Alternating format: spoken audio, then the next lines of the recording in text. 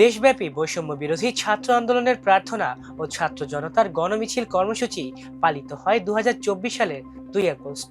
মিছিলে মিছিলে উত্তাল হয়ে ওঠে রাজধানী সহ দেশের বিভিন্ন অঞ্চল। ছাত্র জনতার স্বতঃস্ফূর্ত মিছিল চলাকালে বাধা দিলে কোথাও পুলিশের সঙ্গে, কোথাও ছাত্রলীগ যুবলীগের সঙ্গে সাধারণ শিক্ষার্থী ও জনতার সংঘর্ষ ঘটে। বিশেষ করে ঢাকার উত্তরা, হবিগঞ্জ, খুলনা, লক্ষ্মীপুর, নরসিংদী, সিলেট, কুমিল্লার দাউদকান্দিতে হামলা ও সংঘর্ষ হয়। এসব ঘটনায় দুজন নিহত এবং অর্ধশত গুলিবিদ্ধ সহ 2 শতাধিক আহত হয়েছেন। আগের দিন মুক্তি পাওয়া বৈষম্য বিরোধী ছাত্র আন্দোলনের 6 সমন্বয়ক যৌথ বিবৃতি দিয়ে জানায়, ডিবি হেফাজতে আটকে রেখে ভিডিও বার্তা দিয়ে আন্দোলন প্রত্যাহারের ঘোষণা জোর করে দেওয়ানো হয়। কর্মসূচিতে একাত্মতা প্রকাশ করে রাজধানীর বিভিন্ন এলাকায় গণমিছিল ও বিক্ষোভ সমাবেশ করেন ছাত্র জনতা। জুমার নামাজের পর বায়তুল মোকাররমের সামনে থেকে গণমিছিল বের করে প্রেস ক্লাব হয়ে শাহবাগে গিয়ে অবস্থান নেন কওমি মাদ্রাসার শিক্ষার্থীরা। সেখানে ঢাকা বিশ্ববিদ্যালয় সহ অন্যান্য আন্দোলনকারীরাও যোগ দেন। আন্দোলনকারীদের কয়েকজন প্রেস ক্লাবের সামনে পুলিশের একটি সাজোয়া যানের ওপর উঠে উল্লাস করেন ও লাল রং দিয়ে ভুয়া ভুয়া লিখে দেন। তারপর মিছিল নিয়ে তারা প্রেস ক্লাব থেকে সায়েন্স ল্যাবের দিকে যান। এদিন রাজুক উত্তরা মডেল কলেজের সামনে বিক্ষোভ করেন শিক্ষার্থী, শিক্ষক ও অভিভাবকরা।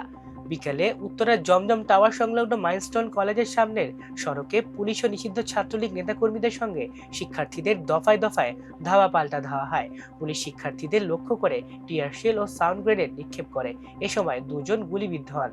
এছাড়া অনেকে আহত হন। শিক্ষার্থীরা বিভিন্ন বাসাবাড়িতে আশ্রয় নিলে ছাত্রলীগ নেতাকর্মীরা সেখানে গিয়েও রামদা, লোহার পাইপ সহ দেশীয় অস্ত্রশস্ত্র নিয়ে হামলা চালায়। মিরপুর 10 ও 2 নম্বর এবং ইসিবি চত্বরে কয়েকশো শিক্ষার্থী অবস্থান নিলে উত্তেজনা দেখা দেয়। সায়েন্স ল্যাবেও শিক্ষার্থীরা বিক্ষোভ করলে পুলিশের উপস্থিতিতে দেখা দেয় উত্তেজনা।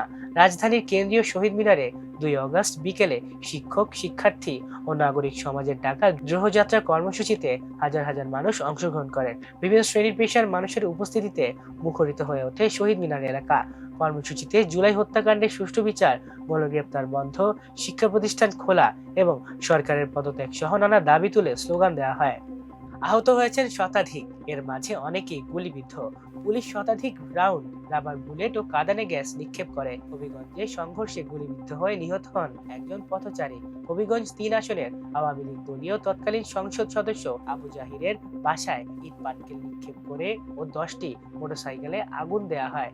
1 আগস্ট ঢাকা মহানগর পুলিশের গোয়েন্দা বিভাগের হেফাজতে আটক অবস্থা থেকে মুক্তি পাওয়া বৈষম্য বিরোধী ছাত্র আন্দোলনের 6 সমন্বয়ক যৌথ বিবৃতি দেন 2 আগস্ট। তারা জানান, ডিবিতে আটকে রেখে গত 28 জুলাই রাতে এক ভিডিও বার্তায় আন্দোলন প্রত্যাহারের যে ঘোষণা তাদের দিয়ে দেওয়ানো হয় তা স্বেচ্ছায় দেননি। তারা বলেন, ছাত্র নাগরিক হত্যার বিচার ও আটক নিরপরাধ ব্যক্তিদের মুক্তির দাবিতে আন্দোলনের কর্মসূচি অব্যাহত থাকবে। বিবৃতিতে বলা হয়, গত 26 জুলাই ঢাকার গণস্বাস্থ্য নগর হাসপাতাল থেকে 3 সমন্বয়ক নাহিদ ইসলাম, আসিফ মাহমুদ ও আবু বাকের মজুমদারকে ডিবি জোর করে তুলে মিন্টো রোডের কার্যালয়ে নিয়ে যায়। নাহিদ ও আসিফ হাসপাতালে চিকিৎসাধীন ছিলেন। পরদিন 27 জুলাই সার্জিস হাসনাতকে সায়েন্স ল্যাব এলাকা থেকে জোর করে তুলে ডিবি কার্যালয়ে নিয়ে যাওয়া হয়। 28 জুলাই ভোরে বাসা ভেঙে জোর করে নুসরাতকে ডিবি কার্যালয়ে নিয়ে যাওয়া হয়। এর আগে 1 আগস্ট দুপুর 12টার পর থেকে মোবাইল, ইন্টারনেটে, সামাজিক যোগাযোগ মাধ্যম ফেসবুক ও মেসেঞ্জার প্রায় 5 ঘন্টা বন্ধ ছিল। সন্ধ্যা 7:30টার পর পুনরায় সচল হয়, তবে টেলিগ্রাম সার্ভিস বন্ধ ছিল। সরকারি সূত্র জানায়, নিরাপত্তাজনিত কারণে মোবাইল, ইন্টারনেটে এই প্ল্যাটফর্মগুলো বন্ধ রাখা হয়েছিল। কোটা সংস্কার আন্দোলনের বিক্ষোভ ও সংঘর্ষের মধ্যে এই সিদ্ধান্ত নেওয়া হয়। 2024 সালের 17 থেকে 31 জুলাই পর্যন্ত মোবাইল, ইন্টারনেট ও সামাজিক যোগাযোগ মাধ্যম ফেসবুক, মেসেঞ্জার, হোয়াটসঅ্যাপ ও ইনস্টাগ্রাম বন্ধ ছিল। মাল্টিমিডিয়া ডেস্ক, আমার দেশ।